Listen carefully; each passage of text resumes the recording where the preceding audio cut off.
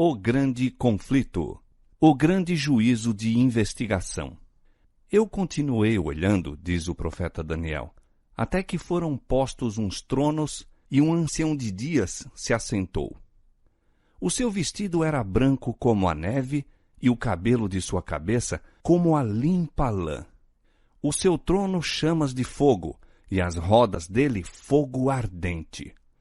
Um rio de fogo manava e saía de diante dele. Milhares de milhares o serviam e milhões de milhões estavam diante dele. Assentou-se o juízo e abriram-se os livros. Daniel 7, 9 e 10. Assim foi apresentado à visão do profeta o grande e solene dia em que o caráter e vida dos homens passariam em revista perante o juiz de toda a terra, e cada homem seria recompensado segundo as suas obras. O ancião de dias é Deus, o Pai. Diz o salmista: antes que os montes nascessem, ou que tu formasses a terra e o mundo, sim, de eternidade a eternidade, tu és Deus. Salmo 90, verso 2. É Ele, fonte de todo o ser e de toda a lei, que deve presidir o juízo. E santos anjos, como ministros e testemunhas, em número de milhares e milhões de milhões, assistem a esse grande tribunal. E eis que vinha nas nuvens do céu um como o Filho do Homem, e dirigiu-se ao ancião de dias, e o fizeram chegar até ele. E foi-lhe dado o domínio e a honra e o reino, para que todos os povos, nações e línguas o servissem. O seu domínio é um domínio eterno, que não passará.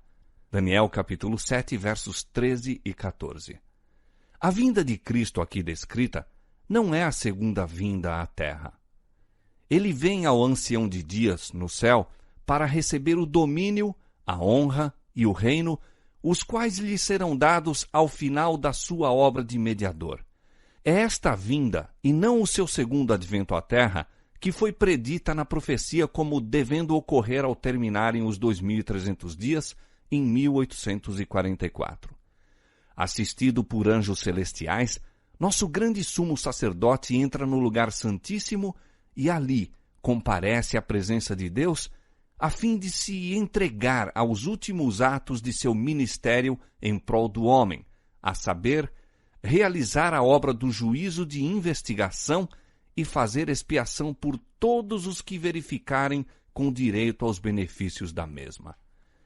No cerimonial típico, somente os que tinham vindo perante Deus com confissão e arrependimento e cujos pecados, por meio do sangue da oferta para o pecado, eram transferidos para o santuário, é que tinham parte na cerimônia do dia da expiação. Assim, no grande dia da expiação final e do juízo de investigação, os únicos casos a serem considerados são os do povo professo de Deus. O julgamento dos ímpios constitui obra distinta e separada e ocorre em ocasião posterior. É tempo que comece o julgamento pela casa de Deus, e se primeiro começa por nós, qual será o fim daqueles que são desobedientes ao Evangelho? 1 São Pedro, capítulo 4, verso 17. Os livros de registro no céu, nos quais estão relatados os nomes e ações dos homens, deve determinar a decisão do juízo.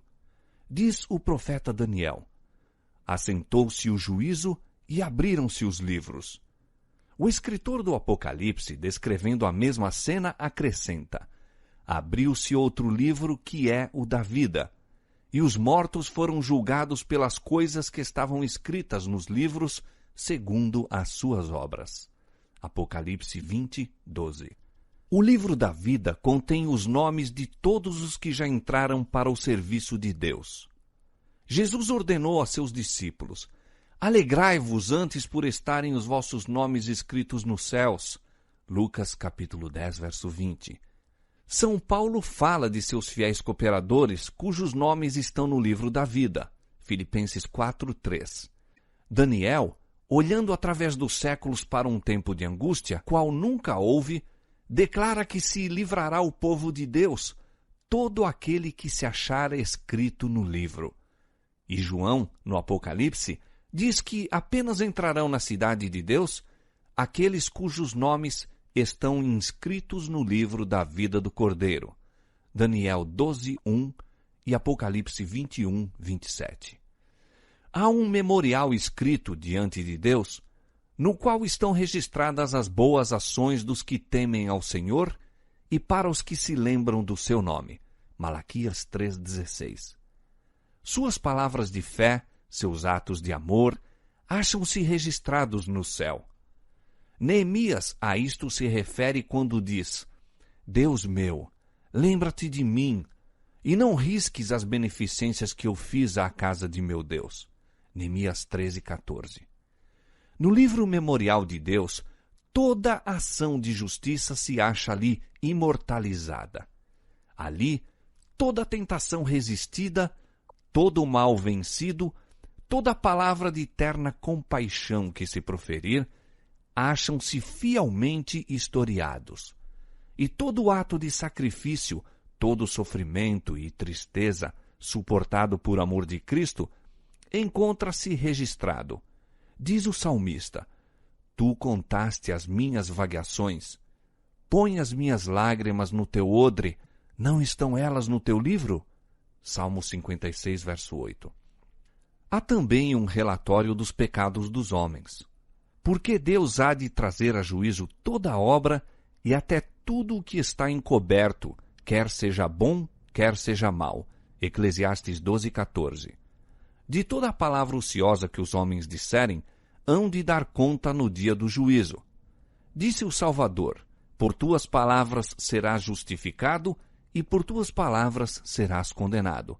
Mateus 12, 36 e 37. Os propósitos e intuitos secretos aparecem no infalível registro, pois Deus trará à luz as coisas ocultas das trevas e manifestará os desígnios dos corações. 1 Coríntios capítulo 4, verso 5. Eis que está escrito diante de mim as vossas iniquidades e juntamente as iniquidades de vossos pais, diz o Senhor. Isaías 65, versos 6 e 7. A obra de cada homem passa em revista perante Deus e é registrada pela sua fidelidade ou infidelidade. Ao lado de cada nome nos livros dos céus estão escritos com terrível exatidão toda má palavra, todo ato egoísta, todo dever não cumprido e todo pecado secreto, juntamente com toda artificiosa hipocrisia. Advertências ou admoestações enviadas pelo céu e que foram negligenciadas, momentos desperdiçados, oportunidades não aproveitadas, influência exercida para o bem ou para o mal, juntamente com seus resultados de vasto alcance, tudo é historiado pelo anjo relator. A lei de Deus é a norma pela qual o caráter e vida dos homens serão aferidos no juízo. Diz o sábio: teme a Deus e guarda os seus mandamentos, porque este é o dever de todo homem, porque Deus há de trazer a juízo toda a obra. Eclesiastes capítulo 12, versos 13 e 14. O apóstolo Tiago admoesta a seus irmãos: assim falai e assim procedei, como devendo ser julgados pela lei da liberdade. Tiago 2, 12. Os que no juízo forem havidos por dignos, terão parte na ressurreição dos justos. Disse Jesus: os que forem havidos por dignos de alcançar o mundo vindouro e a ressurreição dos mortos, são iguais aos anjos e são filhos de Deus, sendo filhos da ressurreição. Lucas capítulo 20, versos 35 e 36.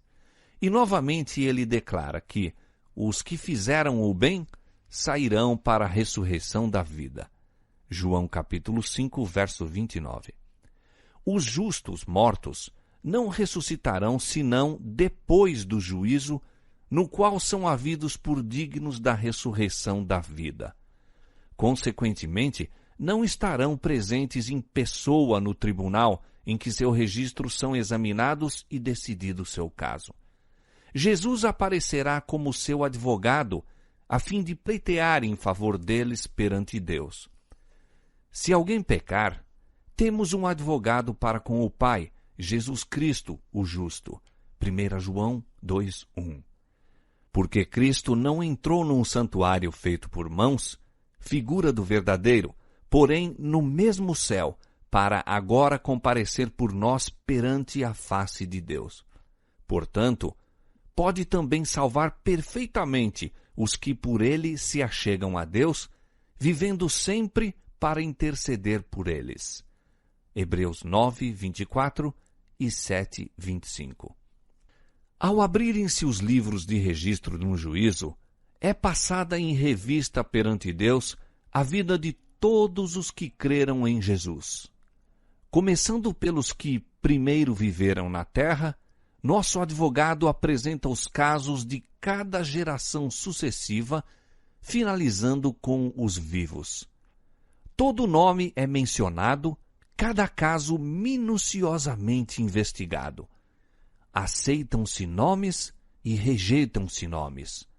Quando alguém tem pecados que permaneçam nos livros de registro, para os quais não houve arrependimento nem perdão, seu nome será omitido do livro da vida e o relato de suas boas ações apagado do livro memorial de Deus. O Senhor declarou a Moisés: aquele que pecar contra mim, a este riscarei eu do meu livro.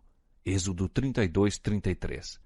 E diz o profeta Ezequiel: desviando-se o justo da sua justiça e cometendo a iniquidade, de todas as suas justiças que tiver feito, não se fará memória. Ezequiel 18:24.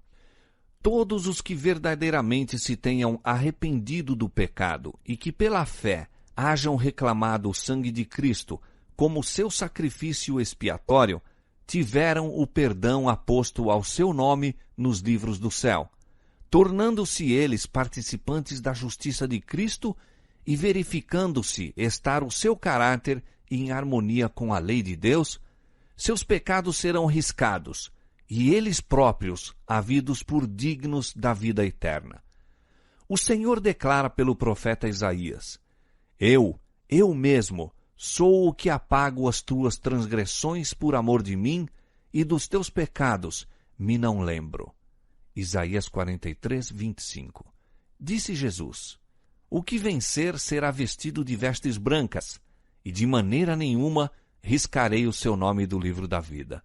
E confessarei o seu nome diante de meu Pai e diante de meus anjos.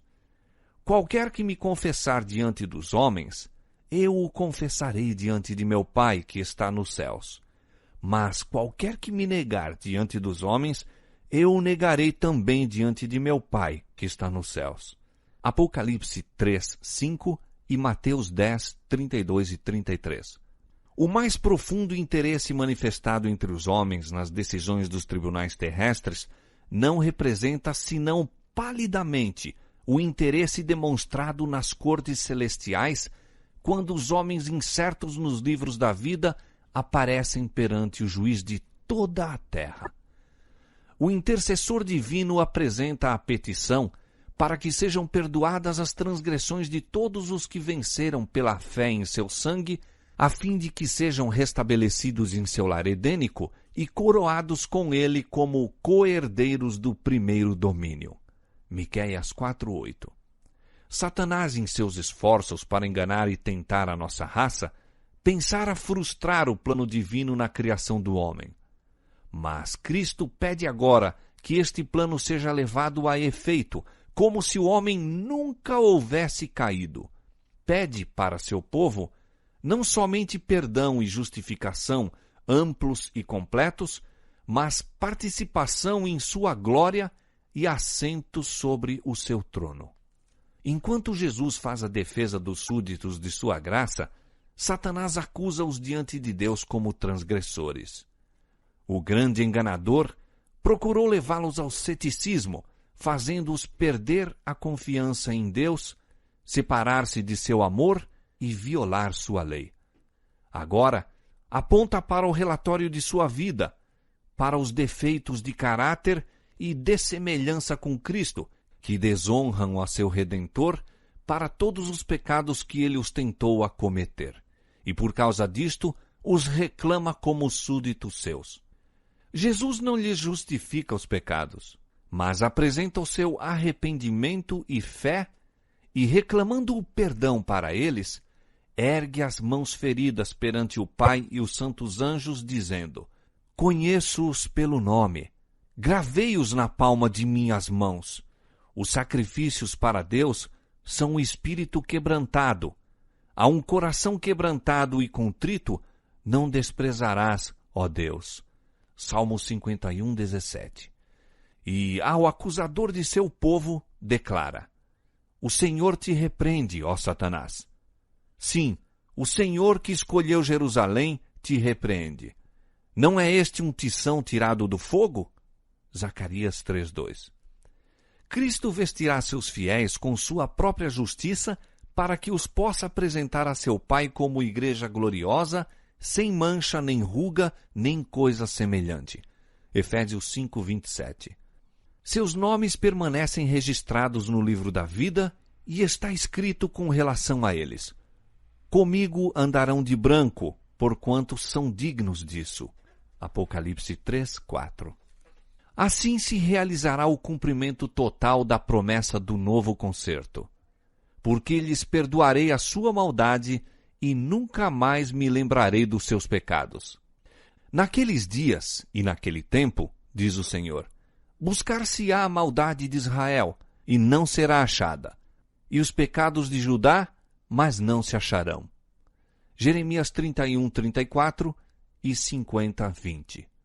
Naquele dia o renovo do Senhor será cheio de beleza e de glória, e o fruto da terra excelente e formoso para os que escaparem de Israel. E será que aquele que ficar em Sião e o que permanecer em Jerusalém será chamado santo, todo aquele que estiver inscrito entre os vivos em Jerusalém. Isaías capítulo 4, versos 2 e 3. A obra do juízo investigativo e extinção dos pecados deve efetuar-se antes do segundo advento do Senhor.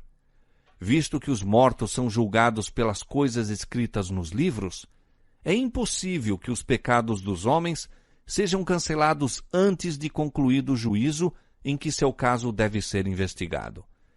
Mas o apóstolo Pedro declara expressamente que os pecados dos crentes serão apagados quando vierem os tempos do refrigério pela presença do Senhor e ele enviar a Jesus Cristo. Atos 3, 19 e 20. Quando se encerrar o juízo de investigação, Cristo virá, e seu galardão estará com ele, para dar a cada um segundo for a sua obra.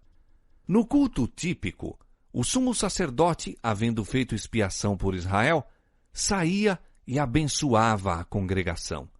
Assim, Cristo, no final de sua obra de mediador, aparecerá sem pecado para a salvação, Hebreus 9, 28, a fim de abençoar com a vida eterna seu povo que o espera.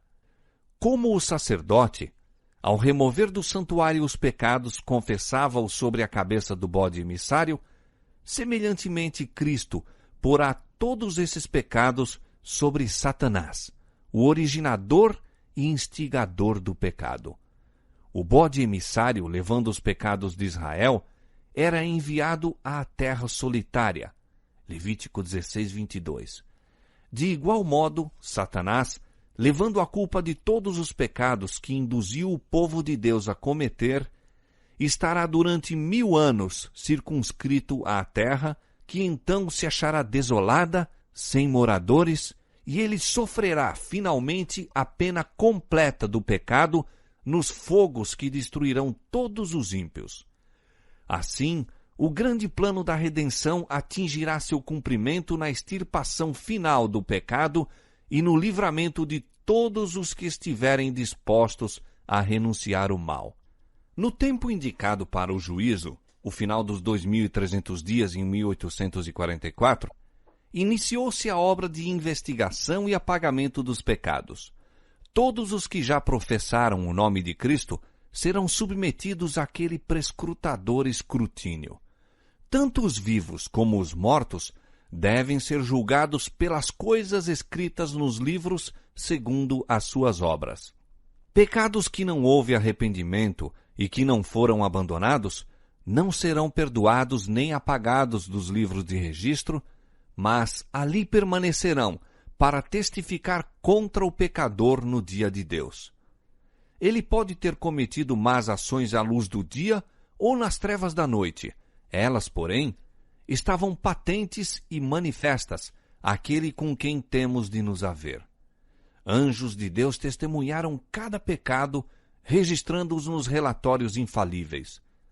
O pecado pode ser escondido, negado, encoberto ao pai, mãe, esposa, filhos e companheiros. Ninguém, a não ser os seus autores culpados, poderá alimentar a mínima suspeita da falta. Ela, porém, jaz descoberta perante os seres celestiais. As trevas da noite mais escura, os segredos de todas as artes enganadoras, não são suficientes para velar do conhecimento do Eterno um pensamento que seja. Deus tem um relatório exato de toda conta injusta e de todo negócio desonesto. Não se deixe enganar pela aparência de piedade. Não comete erros em sua apreciação do caráter. Os homens podem ser enganados pelos que são de coração corrupto, mas Deus penetra todos os disfarces e lê a vida íntima. Quão solene é esta consideração! Dia após dia que passa para a eternidade, traz a sua enorme porção de relatos para os livros do céu. Palavras, uma vez faladas, e ações, uma vez praticadas, nunca mais se podem retirar. Os anjos têm registrado tanto as boas obras como as más. Nem o mais poderoso guerreiro pode revogar a relação dos acontecimentos de um único dia sequer. Nossos atos, palavras e mesmo nossos intuitos mais secretos, tudo tem o seu peso ao decidir-se nosso destino para a felicidade ou para a desdita. Ainda que esquecidos por nós, darão o seu testemunho para justificar ou condenar. Assim como os traços da fisionomia são reproduzidos com precisão infalível sobre a polida chapa fotográfica, assim o caráter é fielmente delineado nos livros do céu. Todavia, quão pouca solicitude é experimentada com referência àquele registro que deve ser posto sob o olhar dos seres celestiais. Se pudesse correr o véu que separa o mundo visível do invisível, e os filhos dos homens contemplassem um anjo registrando toda palavra e ação que eles deverão novamente encontrar no juízo, quantas palavras que diariamente se proferem ficariam sem ser faladas e quantas ações sem ser praticadas. No juízo será examinado o uso feito de cada talento. Como empregamos nós o capital que nos foi oferecido pelo céu? Receberá o Senhor, à sua vinda, aquilo que é seu com juros? Empregamos nós as faculdades que nos foram confiadas nas mãos, no coração e no cérebro, para a glória de Deus e bênção do mundo? Como usamos nosso tempo, nossa pena, nossa voz, nosso dinheiro, nossa influência? Que fizemos por Cristo na pessoa dos pobres, aflitos, órfãos ou viúvas? Deus nos fez depositários de sua santa palavra. Que fizemos com a luz e verdade que se nos deram para tornar os homens sábios para a salvação? Nenhum valor existe na mera profissão de fé em Cristo. Unicamente o amor que se revela pelas obras é considerado genuíno. Contudo, é unicamente o amor que, à vista do céu, torna de valor qualquer ato. O que quer que seja feito por amor, seja embora pequenino na apreciação dos homens, é aceito e recompensado por Deus. O oculto egoísmo humano permanece manifesto nos livros do céu. Existe o relato de deveres não cumpridos para com os semelhantes, do esquecimento dos preceitos do Salvador. Ali verão quantas vezes foram cedidos a Satanás o tempo, o pensamento, a força, os quais pertenciam a Cristo. Triste é o relato que os anjos levam para o céu. Seres inteligentes, seguidores professos de Cristo, estão absortos na aquisição de posses mundanas ou do gozo de prazeres terrenos. Dinheiro, tempo e força são sacrificados na ostentação e condescendência próprias. Poucos, porém, são os momentos dedicados à prece, ao exame das Escrituras, à humilhação da alma e confissão do pecado. Satanás concebe inumeráveis planos para nos ocupar a mente, para que ela se não detenha no próprio trabalho, como deveremos estar mais bem familiarizados. O arqui-enganador odeia as grandes verdades que apresentam um sacrifício expiatório e um todo-poderoso mediador. Sabe que, para ele, tudo depende de desviar a mente de Jesus e de sua verdade.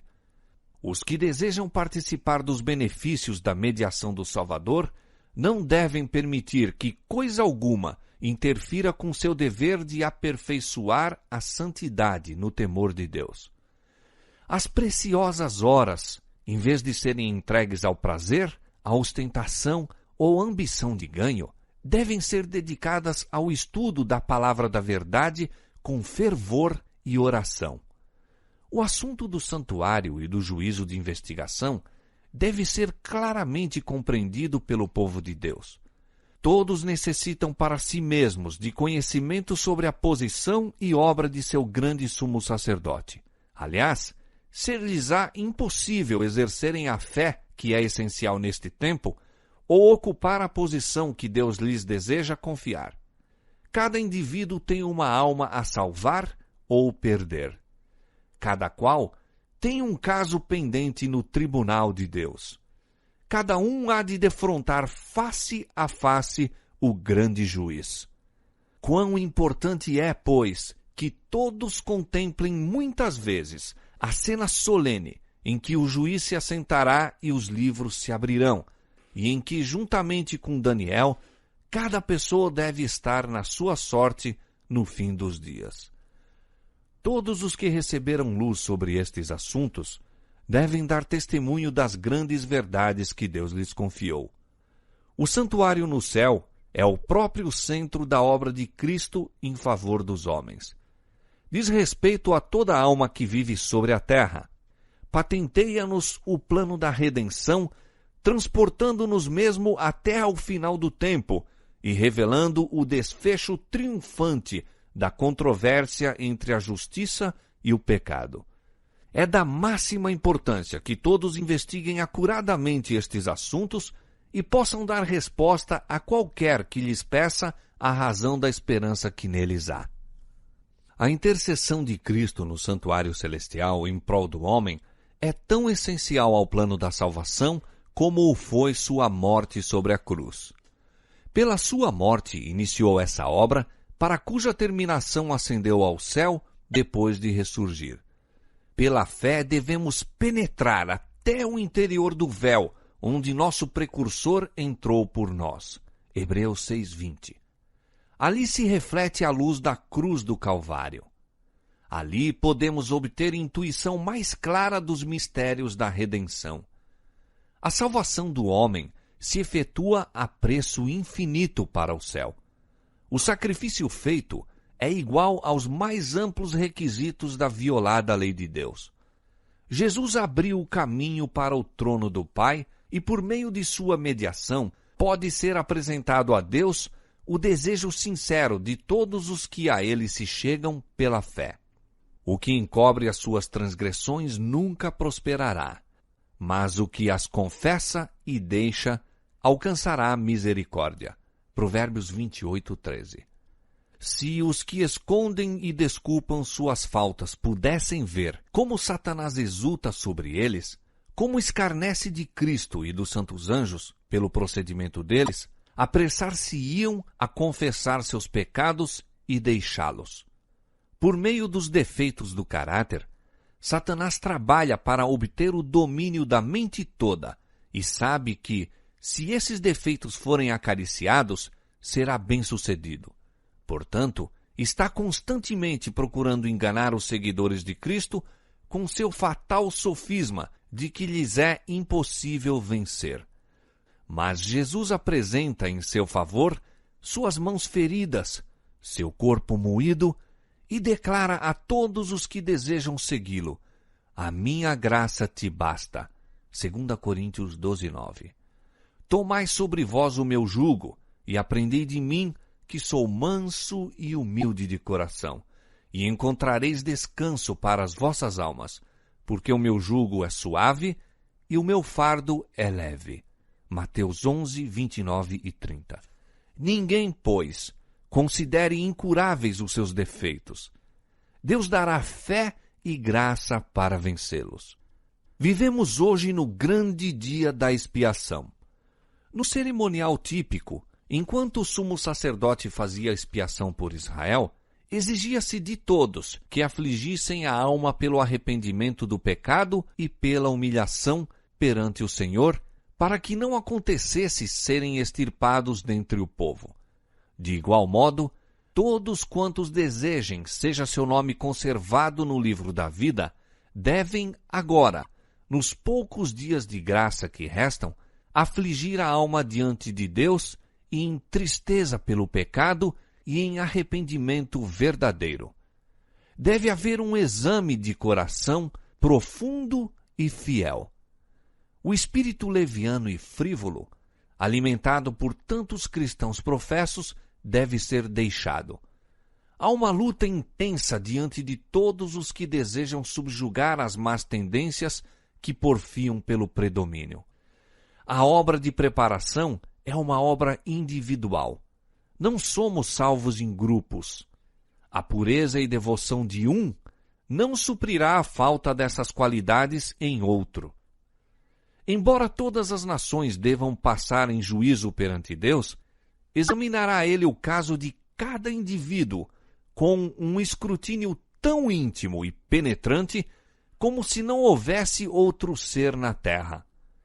Cada um deve ser provado e achado sem mancha ou ruga, ou coisa semelhante. Solenes são as cenas ligadas à obra final da expiação.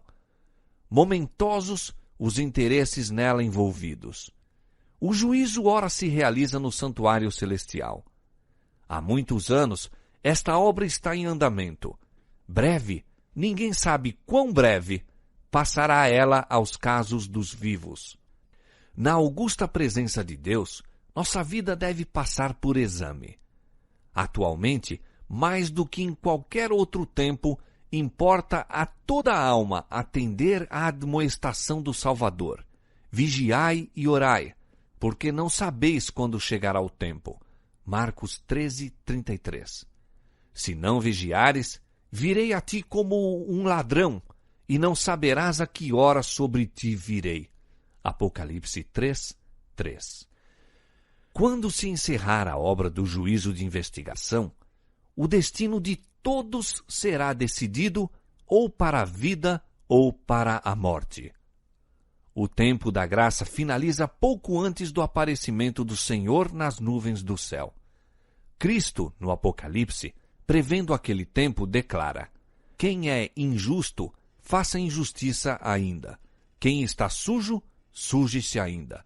E quem é justo, faça justiça ainda. E quem é santo, seja santificado ainda. E eis que cedo venho, e o meu galardão está comigo para dar a cada um segundo a sua obra. Apocalipse 22, 11 e 12. Os justos e os ímpios estarão ainda a viver sobre a terra em seu estado mortal. Estarão os homens a plantar e a construir, comendo e bebendo, todos inconscientes de que a decisão final, irrevogável, foi pronunciada no santuário celestial. Antes do dilúvio, depois que Noé entrou na arca, Deus o encerrou ali e excluiu os ímpios. Mas, durante 7 dias, o povo, não sabendo que seu destino se achava determinado, continuou em sua vida de descuido e de amor aos prazeres, zombando das advertências sobre o juízo iminente. Assim, diz o Salvador, será também a vinda do Filho do Homem. Mateus 24, 39. Silenciosamente, despercebida como ladrão à meia-noite, virá a hora decisiva que determinará o destino de cada homem, sendo retraída para sempre a oferta de misericórdia ao homem culpado. Vigiai, pois, para que, vindo de improviso, não vos ache dormindo. Marcos 13, 35 e 36. Perigosa é a condição dos que, cansando-se de vigiar, volvem às atrações do mundo. Enquanto o homem de negócios está absorto em busca de lucros, enquanto o amante dos prazeres procura satisfazer aos mesmos, enquanto a escrava da moda está a arranjar os seus adornos, pode ser que naquela hora o juiz de toda a terra pronuncie a sentença: pesado foste na balança e foste achado em falta. Daniel 5, 27.